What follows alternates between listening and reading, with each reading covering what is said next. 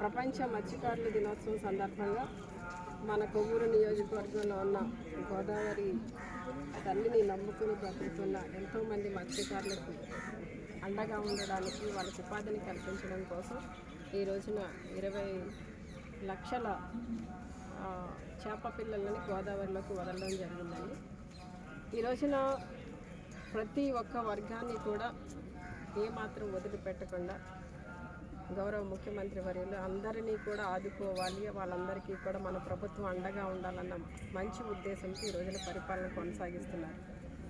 అలానే సముద్రం మీద వేటకు వెళ్ళే మత్స్యకారులందరికీ కూడా ఒక 2 నెలలు వాళ్ళకి హాలిడే ఉంటుంది. ఆ హాలిడే సమయంలో కూడా వాళ్ళు ఇబ్బంది పడకూడదు అన్న మంచి ఉద్దేశంతో వాళ్ళకి ఆ 2 నెలలు వాళ్ళ పోషణ నిమిత్తం వాళ్ళకి 10,000 ఇవ్వడం జరుగుతుంది. అట్లానే వేటకు వెళ్ళి ఇబ్బంది పడిన వారు ఎవరైనా ఉంటే వాళ్ళందరినీ కూడా వాళ్ళకి బీమా కల్పించడం కూడా ఉంది.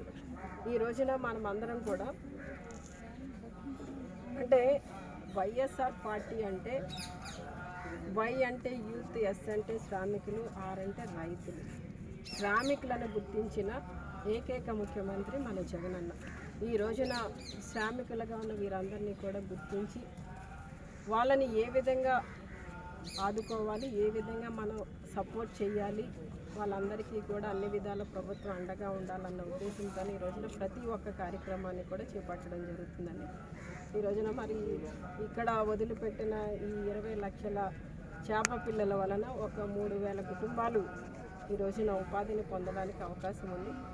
అట్లానే ఇది మా జిల్లాలో, పశ్చిమ గోదావరి జిల్లాలో ఈ సంవత్సరం వదిలిపెట్టే దాంట్లో మొదటి విడతలు ఇక్కడ వదిలిపెట్టడం జరిగిందని. నిజంగా మరి ఈ రోజున ప్రపంచ మత్స్యకారుల దినోత్సవం సందర్భంగా ఈ కార్యక్రమం చేయడం అనేది చాలా సంతోషంగా ఉంది. మరి మత్స్యకార సోదరులందరికీ కూడా శుభాకాంక్షలు తెలియజేస్తూ సెలవు తీసుకుంటాం.